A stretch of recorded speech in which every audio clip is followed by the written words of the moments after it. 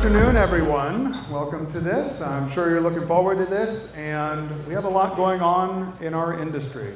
My name is Brian Zuetel. I am a real estate attorney. I've been in real estate since before I even turned 18. I was doing various real estate things. So this is my life. I live and breathe real estate. I'm a real estate attorney, real estate broker, you name it. I've probably done it in real estate.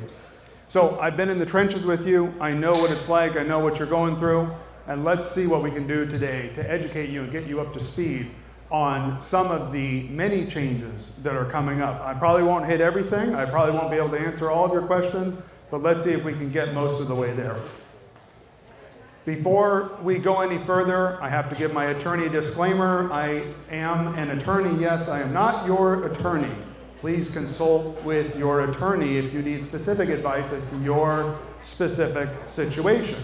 But we are open to consulting with you on your situation.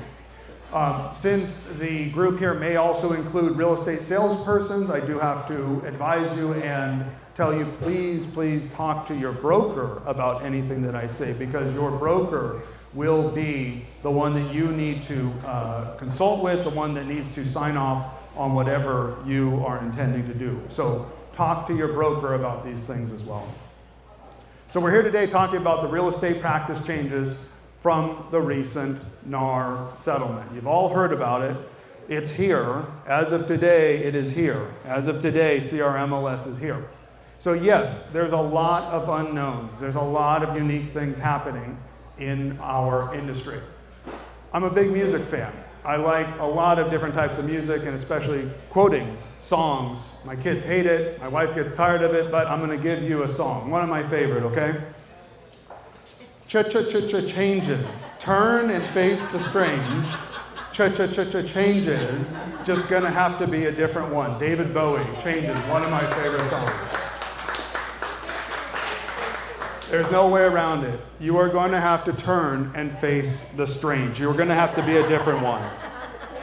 But the question for you is, how will you turn and face the strange and the different that is coming here?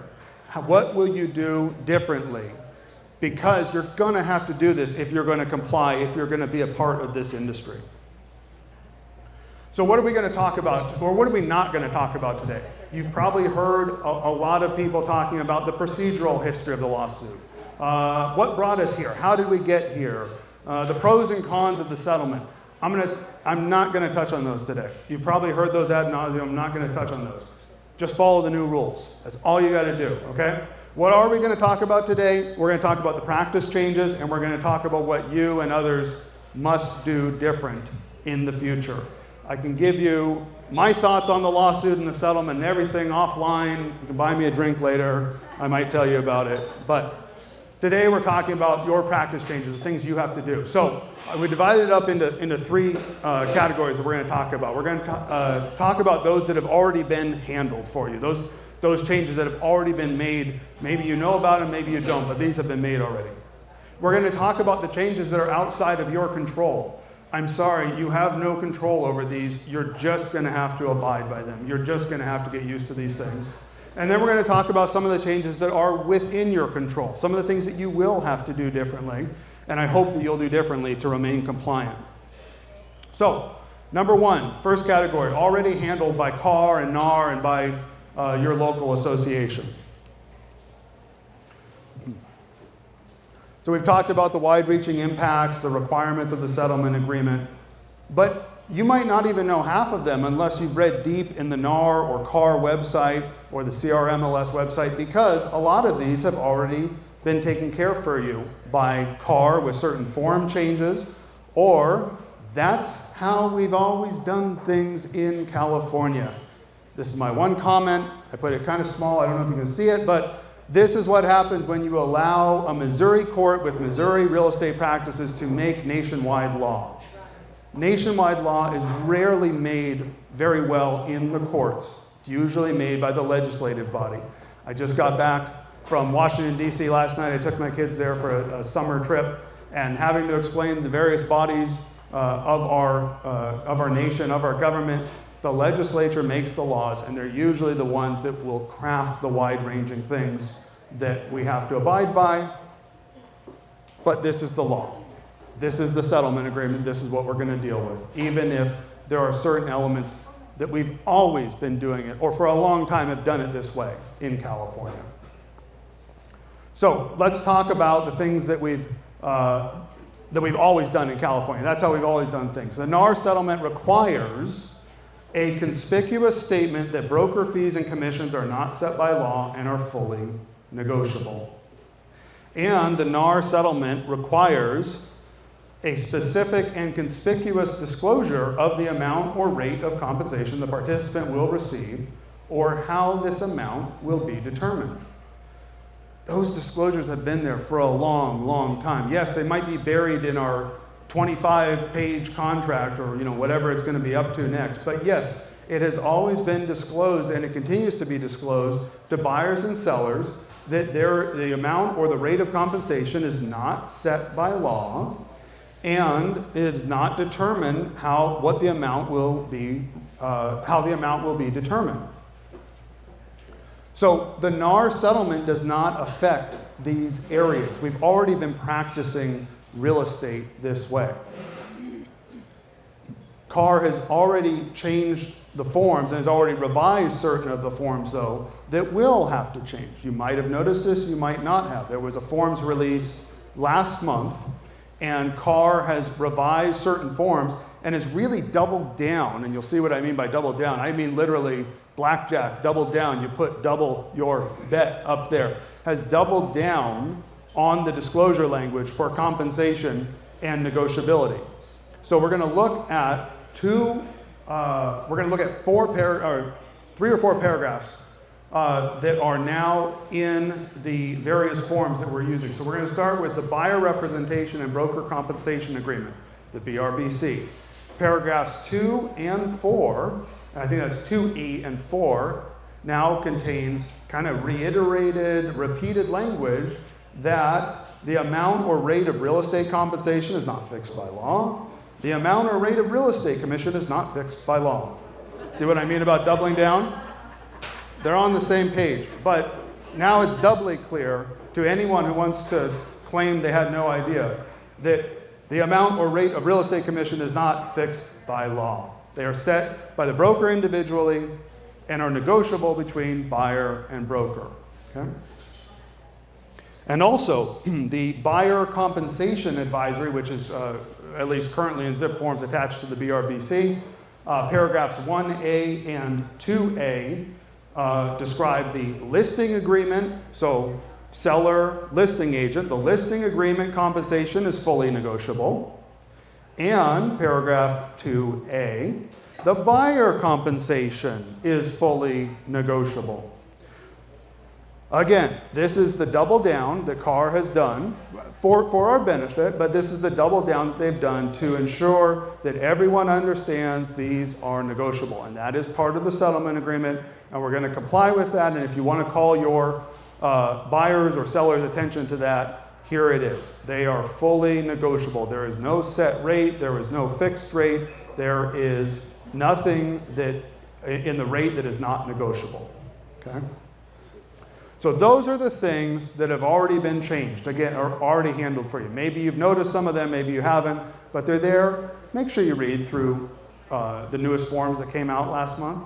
Make sure you try to get a handle on what they say, and make sure you have a way to explain it to your buyers and your sellers, because you have to at least give them some information about compensation here. You want to be able to say, I told Mr. Buyer or Mr. Seller that compensation is fully negotiable. All right? So let's talk about, after we've talked about the things that are already handled, let's talk about the things that are outside of your control. These are outside of your control, particularly the MLS. I know that's the one that everyone's been talking about. This is outside your control. So we're gonna talk about it, and you're gonna understand what's happened, and there's not very much at this stage that we can do about it. But there's some exceptions to the rule. There's some tips and tricks maybe I'll give you that might be helpful. I really hope so. Somebody hopes so. You can't really control some of them. So what are some of the requirements that came out of the NAR settlement with regard to MLSs? Remember, they were really clamping down on MLSs in this settlement. So, the requirements in the NAR settlement: no cooperating offers of compensation displayed on the MLS. This is the big one, right? No cooperating offers of compensation displayed on the MLS. Anyone go on CRMLS today? Okay, a handful. For the rest of you, when you go on, there's a field that's disappeared, gone, vanished overnight. It's the offers of compensation on the MLS, with one exception that I'll tell you about in just a sec. But it's not on there. It's gone, okay? Another requirement of the NAR settlement: no alternative MLSs. Months ago, when this was kind of being hashed out, I would talk to some people and they would come up with the idea of an alternative MLS. Let's call it an ALS. Okay. It's not an MLS, I swear. It's probably not going to work, and I would not advise that. Okay, no alternative MLSs. Don't go try that one. No secret codes or ciphers for determining compensation on the MLS. Don't tell somebody count every third letter in there and use that to spell the first word of the Declaration of Independence. Don't do that. And the big kind of wide-ranging way to think about this is no public offers of compensation, but you see the asterisks there, okay?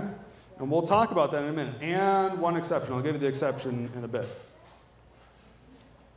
All right, so let's talk about the no cooperating offers of compensation displayed on the MLS today. CRMLS removed all offers of compensation for all property types.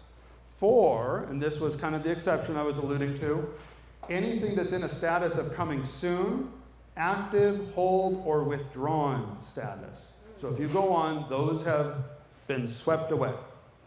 The values for compensation, though, remain for properties that are in a status of closed, pending, expired, or canceled. Okay? The idea is we don't want to remove those while they're in the middle of a transaction, essentially. I'm not clear. The canceled one's a little more complicated, but if they're in the middle of a transaction, we don't want to pull that out. But if, say, you're in escrow and it falls out, and you put it back to active, your field's going to disappear. Poof. So if it has to go back active, it's going to be the compensation field is going to be gone. We'll talk about some of the ways to continue to talk about compensation in just a minute, but that's the MLS. No alternative MLSs. No ALSs.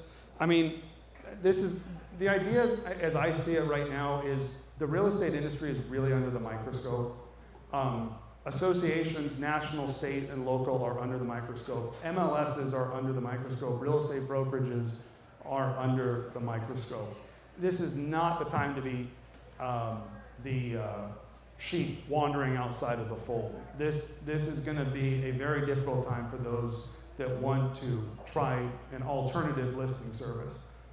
There's some ideas out there, but boy, unless you've got a team of lawyers behind you and a few $1 million to try it out, I don't know how it's going to work.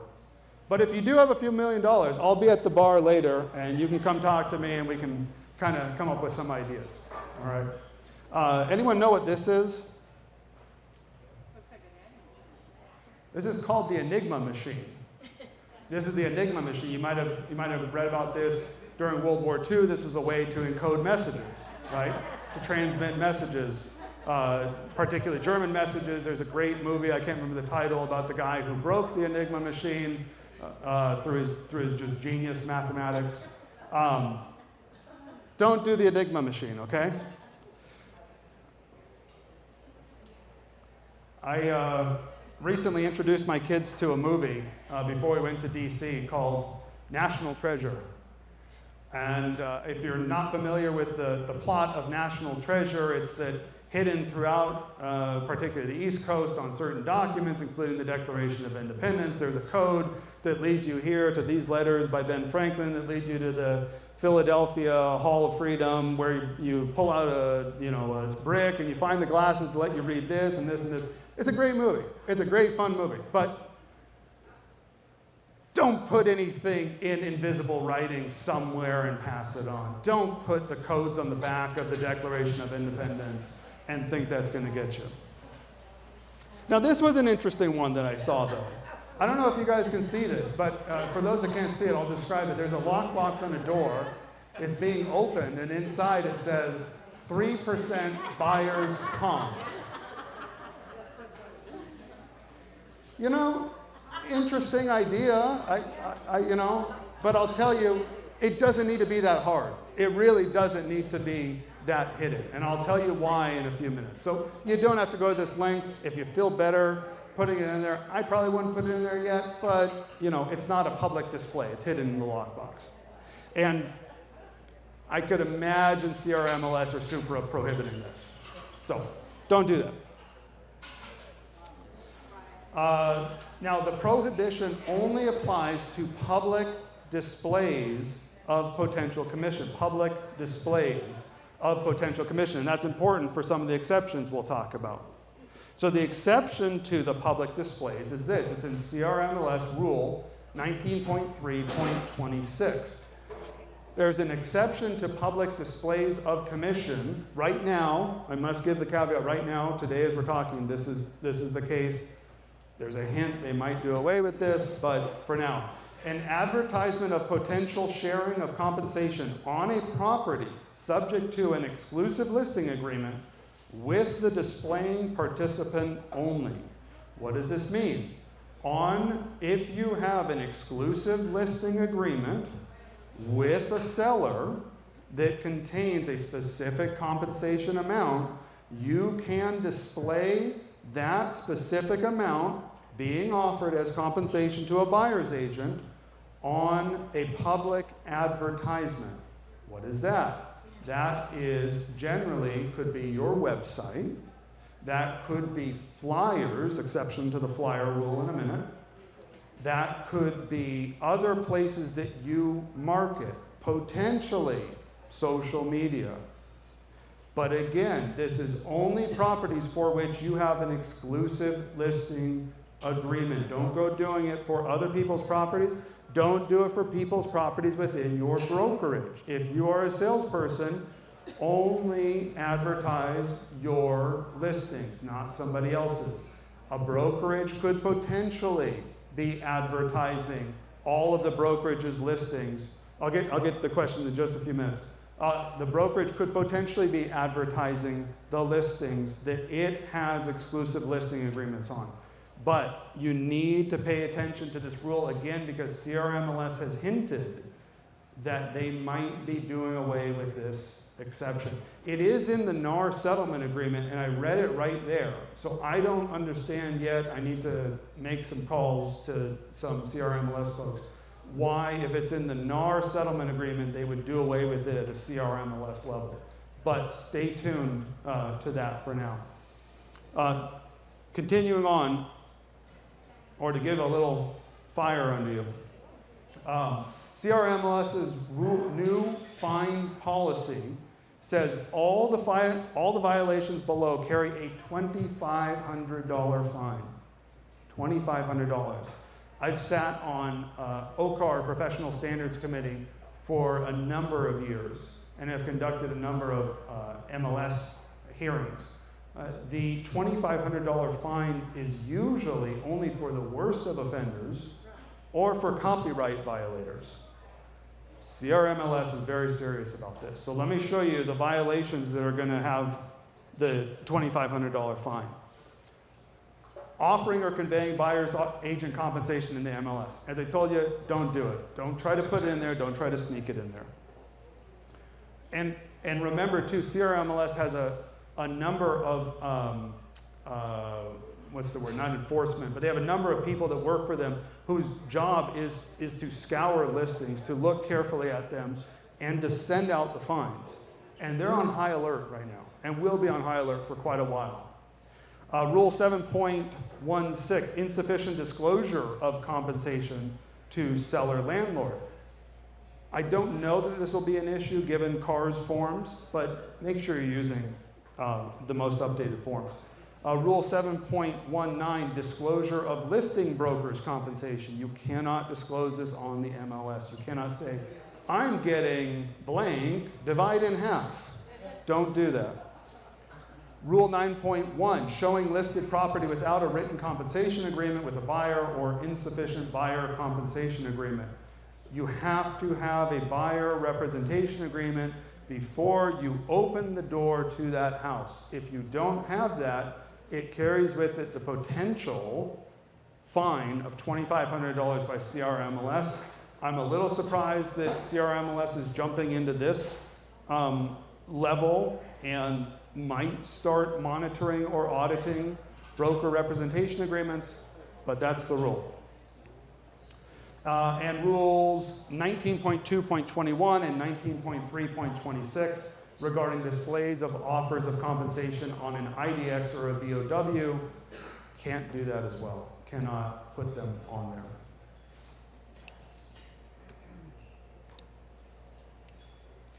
there.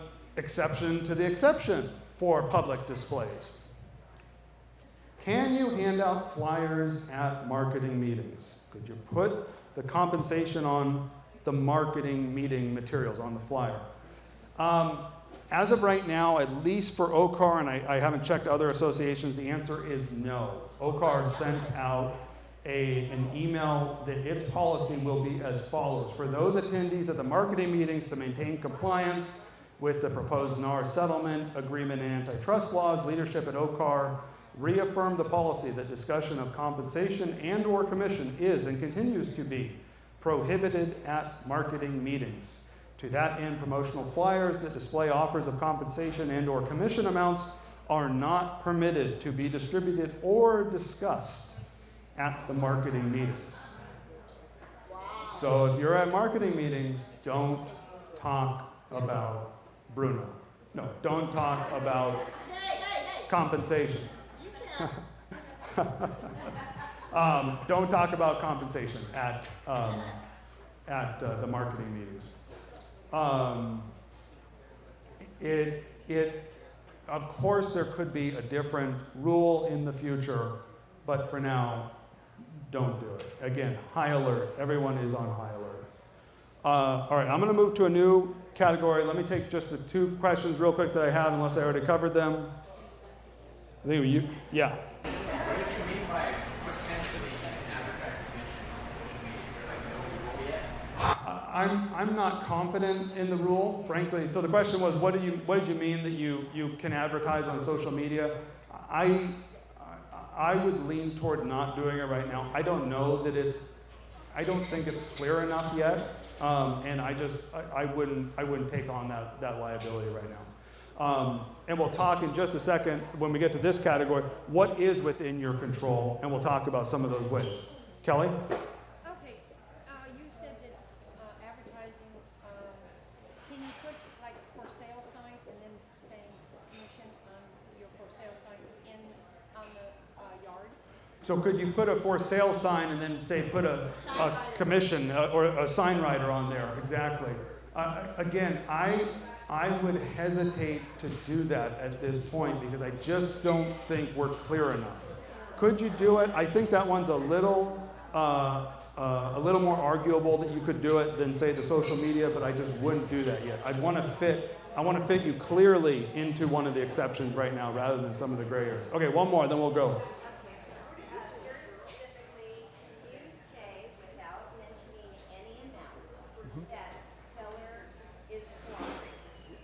Can you say, without mentioning any amount, that seller is cooperating? Yes, but not the word cooperating. We're going to use the word concession. Remember, concession is your key word now. Seller concession, and we'll actually get to that in just a second when we move to the new category here. So I've given you some news that was already done for you. I've given you news about those things that are outside of your control. Now, what is within your control? What can you do? We're going to talk about forms and MLS. This should go without saying. Of course, this used to be a tougher problem, right, when you had paper forms. But now, if you're using zip forms, always make sure that you are using the most updated forms. As I mentioned a couple times, there was a July last month release of a number of forms, it is imperative that you are using those forms. I'm not totally clear. I think Zip Forms automatically updates itself, at least on my computer, but if not, click that button and make sure that you are updating your library on your computer in Zip Forms. We're going to talk about these two forms in particular because these are the most crucial of what we're talking about: the Buyer Representation and Broker Compensation Agreement, the BRBC, and the Broker Compensation Advisory, which I believe is initialed the BCA. We're going to go backwards. Broker Compensation Advisory, a 2-page form, again in your Zip Forms, 2-page form that is supposed to simply explain to your buyer how amounts are paid. How much does each agent get paid, and the various ways to pay your buyer's broker. It is imperative that you read this form and understand so you can explain to your client the various ways that a buyer's broker can get paid. Does the buyer, and essentially the two ways are, does the buyer pay directly to the broker, the buyer's broker, or does the seller pay pursuant to the purchase agreement? Those are going to be the two main ways going forward that the buyer broker gets paid. And then the other form you'll want to read through, and this one's a little more difficult, yes, but spend some time with this form, is the Buyer Representation and Broker Compensation Agreement. As I mentioned earlier, I've sat on the Professional Standards Committee of OCAR for a number of years, and in addition to handling ethics and MLS violations, we've also handled procuring cause arbitrations. So who was the procuring cause in the sale? Usually two buyer agents fighting one another as to who should get that commission. There's a number of factors we look at. It's around 25, and in the end we have to decide who is the procuring cause or who is due what amount. One of the factors within that list of 25 is, was there an agreement? Did the buyer and broker have an agreement? Until now, I can't remember ever doing an arbitration where there was a buyer-broker agreement.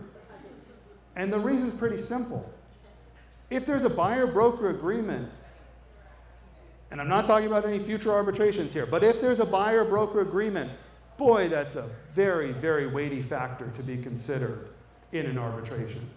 If broker 1 has an agreement with buyer and broker 2 tries to come in and claim to be the procuring cause, there's got to be a number of factors there for us to find for broker 2 over broker 1 who has a buyer representation agreement. It can certainly be done, but it is a very weighty factor to consider. So always, always, always have an agreement, and going forward, almost all the time, you are going to have an agreement. So the NAR settlement requires that you cannot show a home, notice it's in quotes, show a home without an agreement with the buyer. It's always best not to work with a buyer without an agreement, frankly, but now you are required to have one when you show a home. Another requirement of the NAR settlement is that the amount cannot be, the amount of compensation must be objectively ascertainable and cannot be open-ended.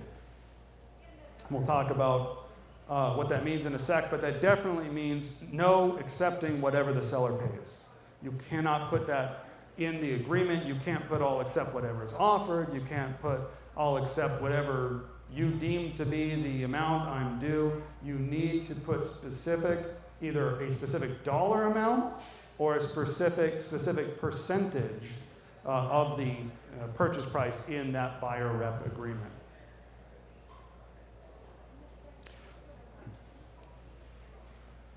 The buyer rep and broker compensation agreement, as part of the NAR settlement, again, has a requirement that it must be in place before you enter a home. And as I said earlier, this is the problem with nationwide rulemaking? What does it mean to enter a home? And is that even really the initiation of your representation of a buyer? I would probably argue no. I think that you are actually, the way that representation laws go in this state, you are probably representing that buyer earlier when you're telling them about the neighborhood, sending them listings, telling them how this home is better than that home, receiving their criteria, looking at their financial qualifications. But this is what the settlement says. So I'm not going to dispute it. The settlement says, or the way that NAR is interpreting the settlement and advising us, a written buyer agreement is required prior to a buyer touring a home.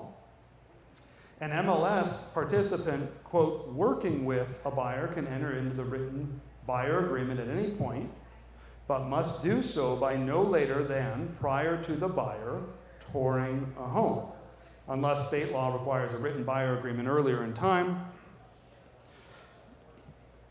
So, what does touring a home mean then?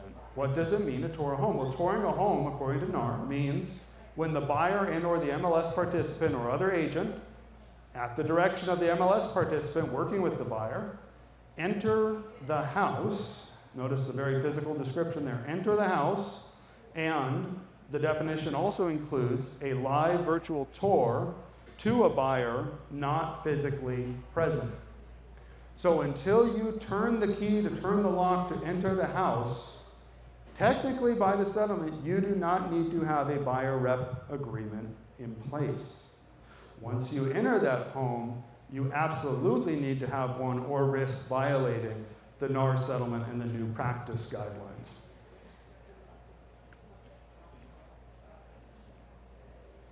So, I'm not advising this. Again, I'm not advising this, but definitions are everything.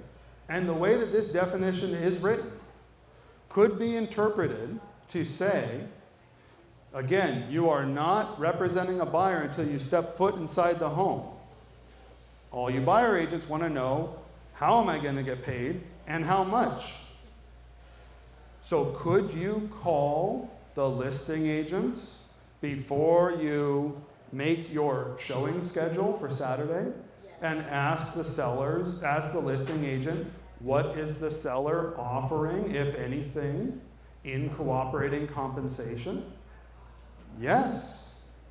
You can make that phone call to the listing agent and say, what, if anything, is the seller offering for concessions that can be used for whatever the buyer selects to use those concessions for, and if so, how much?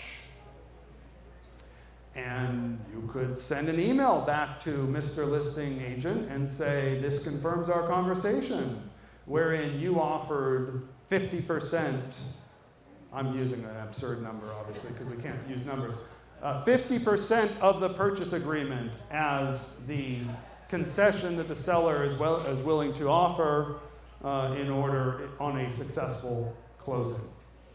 I read this as a possibility. So if you want to make up a buyer rep agreement for each property that you're going to see, you're going to check the box on the buyer rep agreement and say this is for 123 Any Street, and if I show you and you successfully close Mr. Buyer on 123 Any Street, you will pay me 2.5%. And this is 456 Main Street, and on 456 Main Street, if we close on that one, you will pay me 3%. And this is 789 B Street, and if we close on that one, you'll pay me 1%. That's a possibility, to have individualized buyer rep agreements for each property that you're going to show based upon the amount of compensation. That's how I read it right now. So that's a possibility. Your other possibility, certainly, though, is the more traditional route of buyer will pay X% upon closing of any home in Laguna Niguel that I show them within this time period. You're going to have to decide on what's going to be best and what your buyer will agree to within that. Is that similar to the ABC? It was similar because the ABCD form, there was a public display of compensation, so you could list them all there. I think in the latest form set, they took out ABCD. Yeah, so that one's kind of gone by the wayside. But a similar idea of disclosing the amount of compensation for each property to your buyer. But again, it must be an ascertainable, a specific either dollar amount or percentage of the purchase price. This is the buyer representation and broker compensation agreement released July 2024. Make sure that you are using this form and no other. Make sure that you have this form in place with all buyers to which you are showing a home and no other BRBC version. Make sure that you are using this form for the future. Within this form, and I know you probably can't see all this very clearly, but you can go home and look on your computer. This is page 1, section A and B. This is where you will fill in the representation period, the beginning and the end of that period. This is where you will describe the type of representation. Is it exclusive or not exclusive? The property types that your buyer is looking for, the location, again by county or city, not nationwide. Don't put anywhere in the world on there. Make it a county or a city on here. What else? We have exclusions on here and some other items that you can add. Make sure to read through this form. Section E of this form is where you will describe the amount of compensation. Notice that your two options for compensation are X% or X dollars. It must be reasonably ascertainable when you put it into the buyer rep agreement. Otherwise, you risk being in violation of the NAR settlement. There's some other things on here to go through as well. Section 16 of the BRBC is where you, remember I said, like blackjack, car is doubling down. So in the beginning, it was listed in the BRBC how much the buyer broker would be paid. And at the end, section 16 of the BRBC, it confirms the amount of compensation that the buyer will be paying to the broker upon a successful closing. One quick question, go ahead. Assuming you're taking your people out, showing them properties, and you have the document with you. We drive past an open house. We want to go in the open house. What am I required to do? So the question is, what if I'm driving my buyers around, we see an open house, we want to go inside the open house? Hopefully your BRBC is broad enough to cover whatever city or county you're in. So again, if you've described it by city or county, you should be fine because it's there. Orange County is a perfectly fine description of the property that your buyer is looking for. So if you have that in place, as long as it's not an excluded property in there, feel free to take them into that home. Now, if you have in place currently, and I'm sure you all do, existing listings, or perhaps you even have existing buyer rep agreements in place, let's talk about what you're going to do. To modify the RLA, the residential listing agreement, you're going to use the DMLA form. DMLA form. Make sure you get that in place. That needs to be in place by, I think it's Friday. Make sure you have used that form, read through it, understand that form, be able to explain that to your existing listing clients. If you need to modify a prior representation agreement, you will use the DMBR form. If you have used any BRBC form before the July 2024 form, you need to get this amendment in place. Anything other than the form released last month, you need to get the DMBR form in place with your buyers.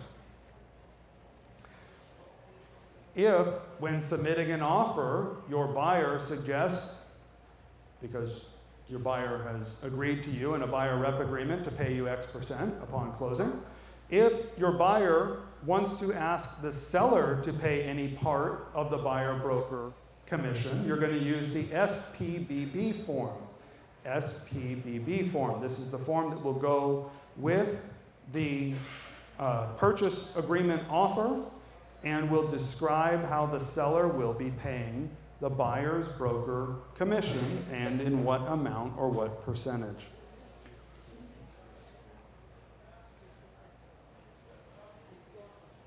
We're going to switch now from forms to MLS, and then I think we'll be done. What do we have? Yep, good. We got 3 slides left.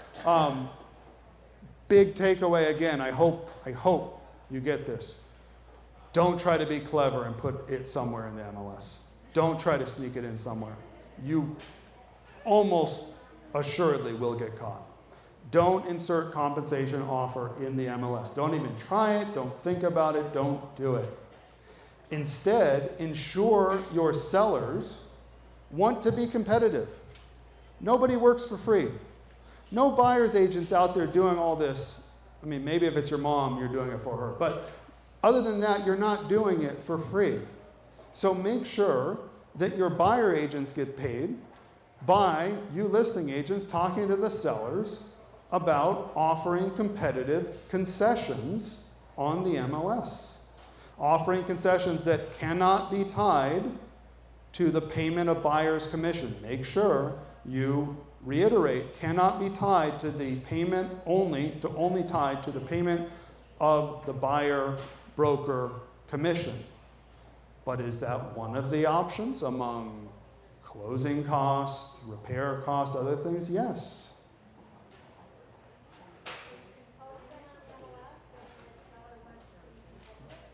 I wouldn't say seller wants to be competitive, but there's now a field that includes a drop-down list on the MLS whereby you can indicate whether the seller is offering concessions or not.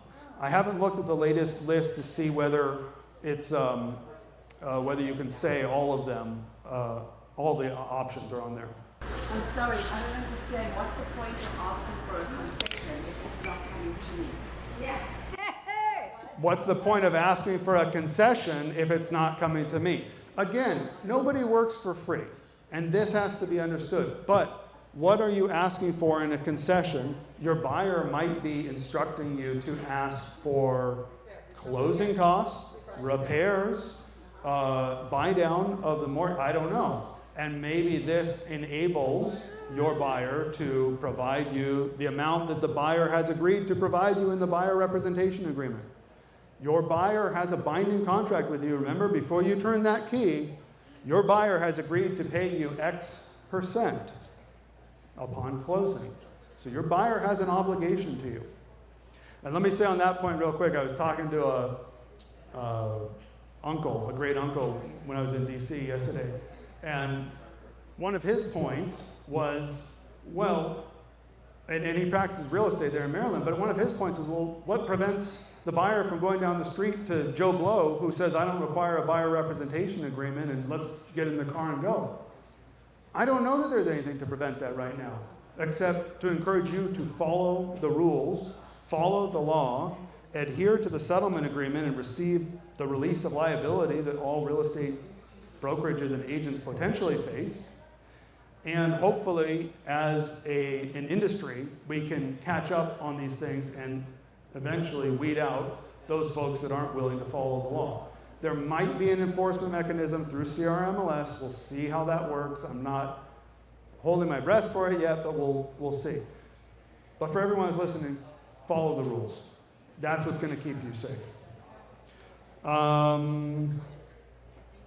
Seller payment to buyer's broker, I think we hit on that one, but the SPBB form is within your control, is how you will get paid, is how you will confirm the amount that the listing agent has verbally told you is being offered as a concession by the seller.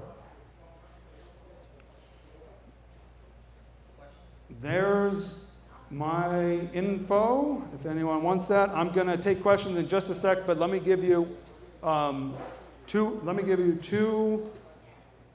three real quick of the most commonly asked questions in case I didn't hit on this, and then I'm happy to take questions. Question number one, can buyers and brokers rely on an offer of compensation that was on the MLS prior to the effective date of the MLS policy change? So this is, anything before today. Let's say you printed out the MLS listing and it has on there the offer of compensation. Can you rely upon that?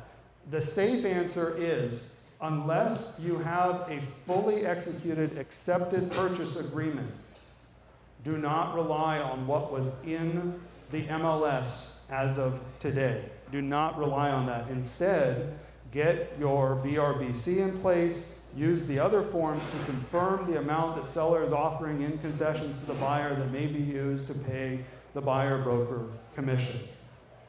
Another question, if the seller or the listing broker offers a bonus or financial incentive or extra money in addition to broker compensation, can the broker accept the extra compensation? Again, remember, you're under a microscope, so make sure that you are not receiving any more than is listed in the BRBC. That has the potential for liability. You must only receive up to that amount. No under the table money. Let's see. Oh, the open house question. If an MLS participant hosts an open house or provides access to a property on behalf of the seller only, and then you have an unrepresented buyer that comes in, do you have to get a BRBC in place right there with that unrepresented buyer? No. No. You need to emphasize to that unrepresented buyer that you are opening this house, you are describing this house, you are trying to sell this house on behalf of the seller only. You are working for the seller. So feel free to have the buyer tour the home, hand them a flyer about all the great things about your listing, but emphasize to that buyer you are not representing that buyer. There's a form, I didn't get the lettering on it, but it's something like open house advisory, OHSF. Make sure you use that form at your open houses. That form includes both a sign-in sheet and some minor disclosure language as to you are not representing this person coming in.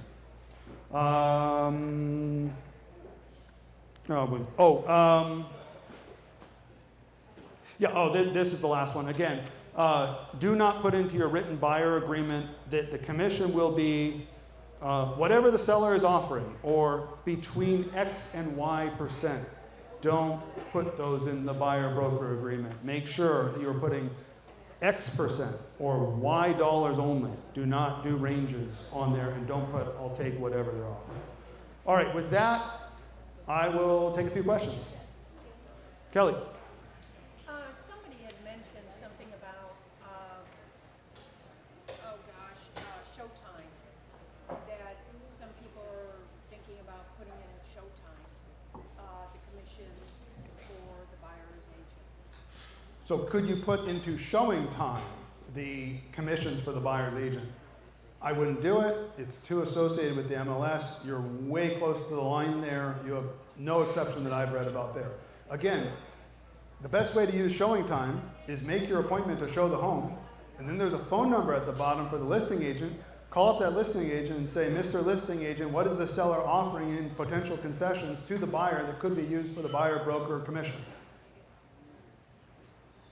Okay, so everything that you talked about is publicly, is seen by the public. However, in the MLS, we do have that section of agent remarks that is not released to the public. So is there any verbiage that we can put in there that is not publicized to buyers or sellers that are just exclusive to us as practitioners? Can we get away with doing that in the private remarks? So can you use the private remarks section of the MLS to communicate potential commission? No, no, no, don't do that. Again, under a microscope, all the CRMLS enforcement folks are looking for this, and they've made it clear in multiple sections, don't use that to communicate commission. And part of this has to do with the MLSs were so pulled into this lawsuit and face so much potential liability that they're reacting to this by pushing as far away from any potential liability as they can. And CRMLS being the largest, I want to say, in the country, you better believe they're pushing far away from liability. They don't want anything to do with this. So no, don't put it in there.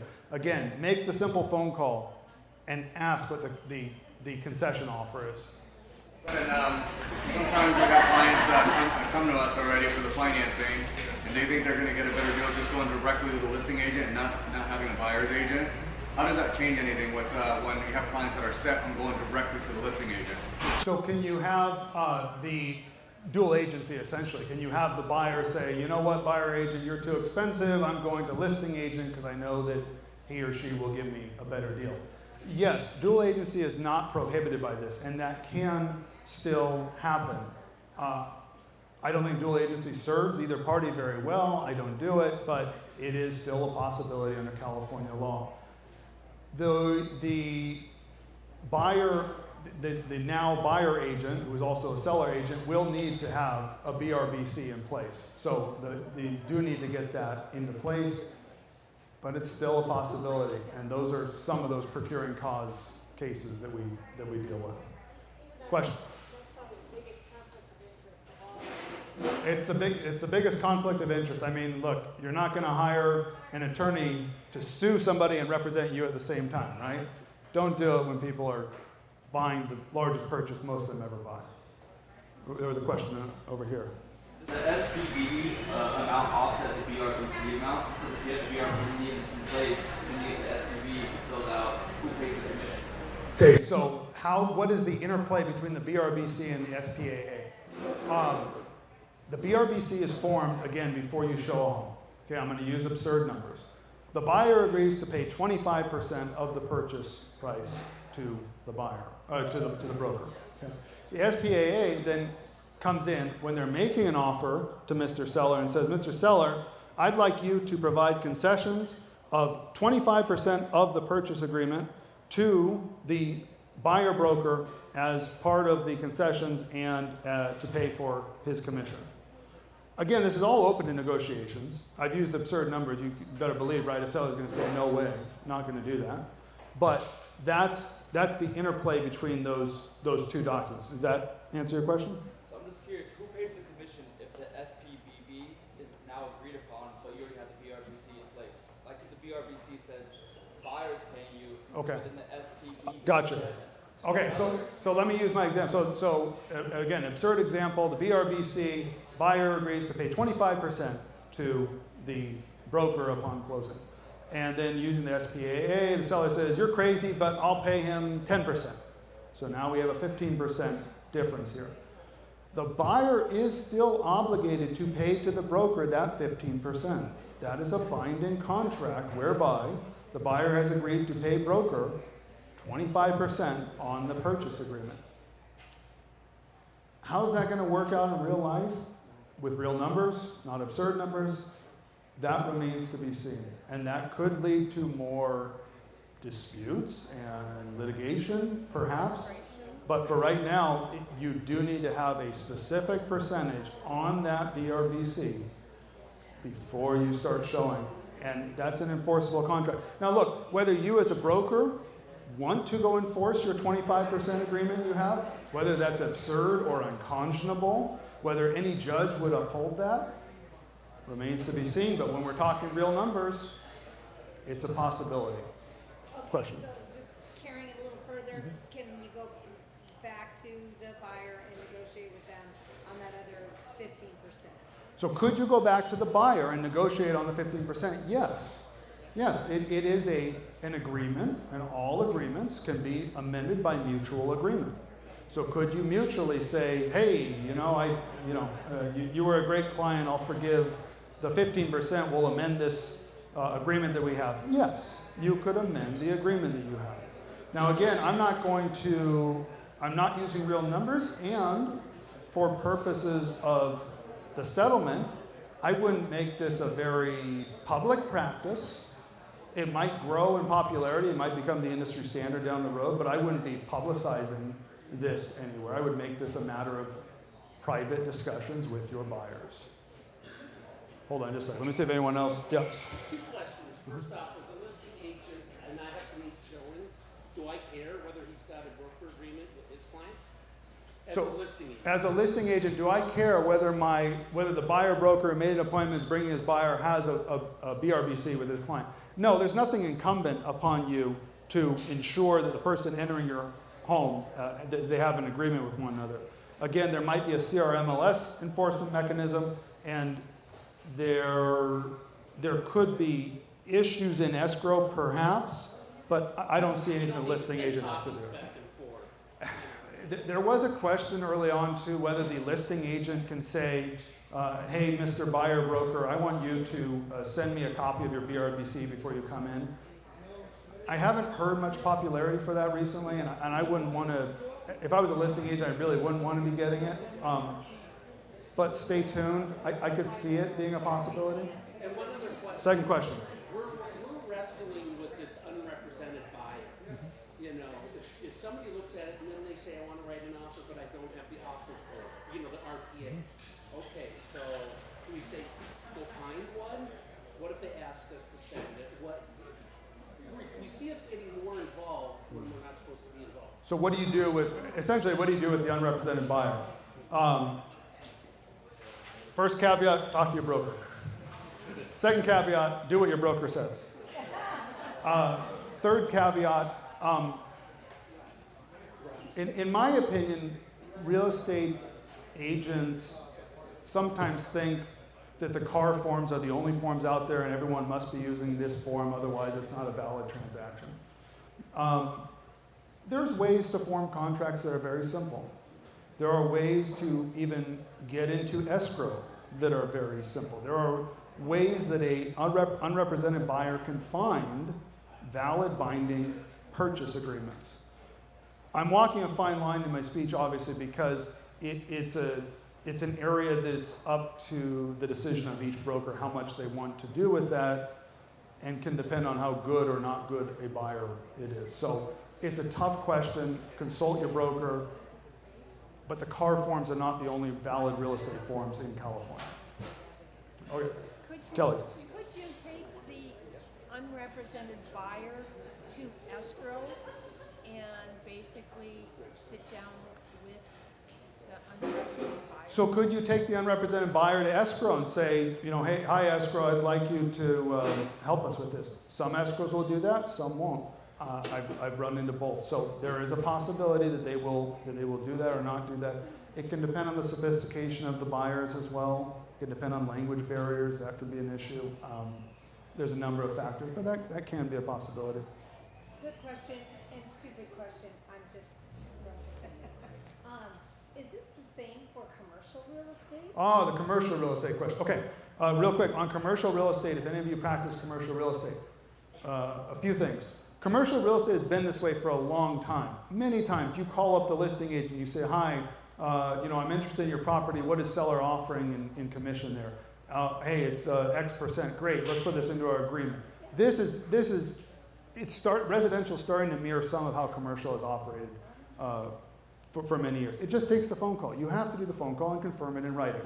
I don't know exactly why MLS did this, but although the NAR settlement only applies to residential properties, 1 to 4 units, MLS has kind of taken it across the board. So they've removed commission offerings for all property types. Vacant land, commercial, multifamily 5+, right? All those that are not covered by the NAR settlement and are not affected by the NAR settlement have been included by MLS into this. But other than that, this settlement has little, if any, impact on commercial and frankly on leasing too. Although CAR has started to get a little more cautious about being involved in the leasing arena, including with this form, not only because of this, but also because of increasing California laws regulating leasing. So I think that answers your question. So they've taken, they've done the same word, they've taken, I don't know if they do that in commercial, but they've taken the commission out of the listing. Commission is gone, again, for any of those status types that I listed off. It is gone across all property types for MLS, yes. Even rentals. Even rentals, correct. Okay, so just to be clear, buyer agents get paid by turning in a BRBC, checking the box 3G3 on the RPA, and turning in an SPBB. That's how we get paid. All of those are executed.